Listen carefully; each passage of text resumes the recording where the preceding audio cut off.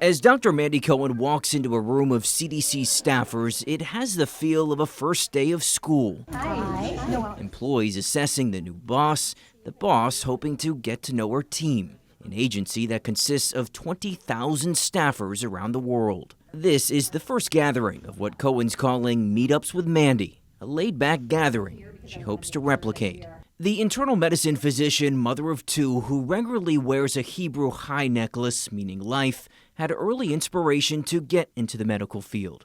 Her mom was a nurse practitioner. I saw how her work really impacted not just the person she was serving, but their families and then communities. We joined Cohen in Atlanta at the CDC's headquarters shortly after President Joe Biden chose her as director, replacing Dr. Rochelle Walensky, who recently stepped down. What was it about the CDC that made you say, I want to get back into the public sector? So when an opportunity to lead an agency whose mission is to protect the health of this nation and frankly the world, it was easy to get to yes. Good afternoon. I'm Dr. Mandy Cohen. Cohen became a household name in North Carolina, leading the state's Department of Health and Human Services during the height of the COVID pandemic. At every turn, Cohen, armed with her graphs and preaching what were known as the 3 W's, spoke to North Carolinians through constant press conferences. She gained respect from both sides of the aisle in this politically purple state. While we saw trust go down in lots of institutions, we actually saw trust increase in North Carolina. So we measured trust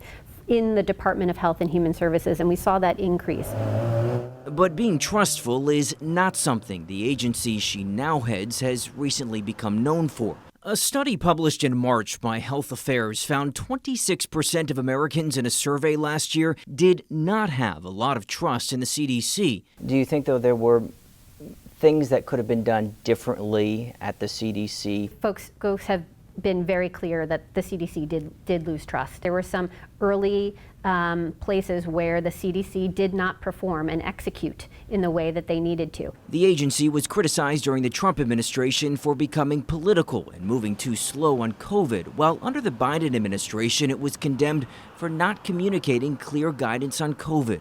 Cohen says she plans to focus on transparency, execution, and building relationships with the public, health leaders, and politicians, Democrat and Republican. In Congress, House Republicans are looking to make significant cuts to the CDC in the budget. Just like we have a military to protect us here and around the world, we need a CDC that can protect us. We cannot see those cuts and have the national security asset we need here at the CDC. A threat to national safety could play out this winter. Cohen says she's closely watching the risk of a triple-demic, a mix of the flu, RSV, which the CDC recently approved a vaccine to be administered to people of some ages, and COVID, which Cohen tells us the CDC will likely issue guidance on in September for how often to get vaccinated. We anticipate that what COVID will become is similar to what we're seeing with flu shots, where it's going to be you get your annual flu shot and you get your annual COVID shot. Convincing all Americans to get a shot is the challenge. I'm very worried about folks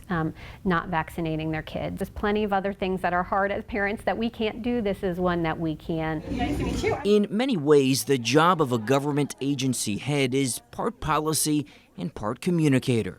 Cohen is doubling down on the latter, trying to create a camaraderie within a worldwide agency, while aiming to restore trust in medicine and in a place where the goal is about saving lives. In Washington, Reuben Jones, Spectrum News 1. How are you, Brandon? Good. Just finished first day of practice. It's definitely fun.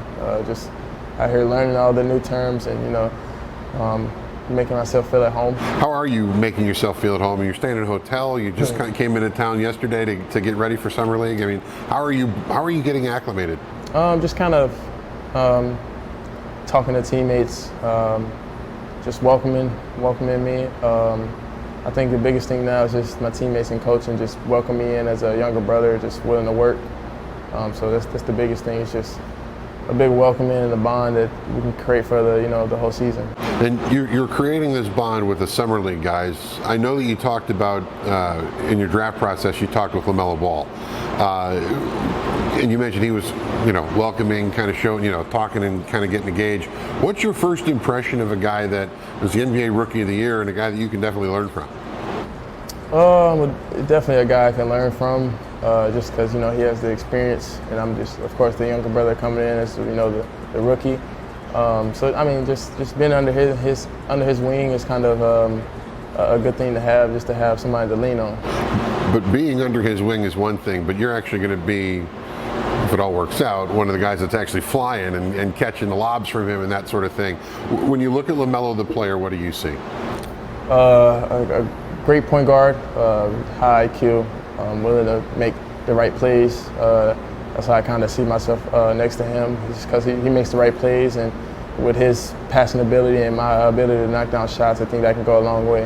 How are you approaching Summer League? I mean, are you looking to strut your stuff? Are you looking to help your team win? I mean, where do you find the balance? Because as a rookie, you're kind of learning everything on the fly here.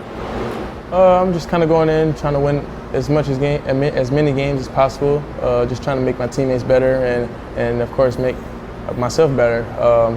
So just going in and trying to win every game.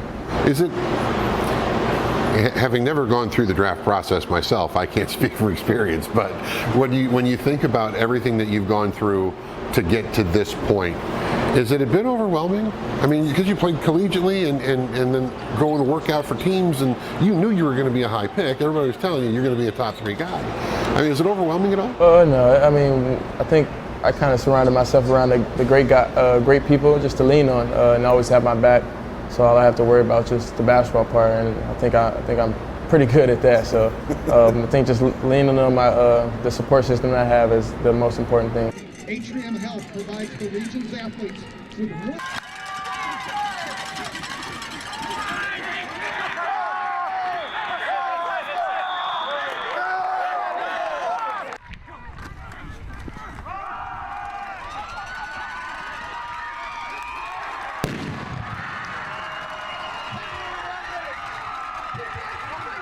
Seven left in the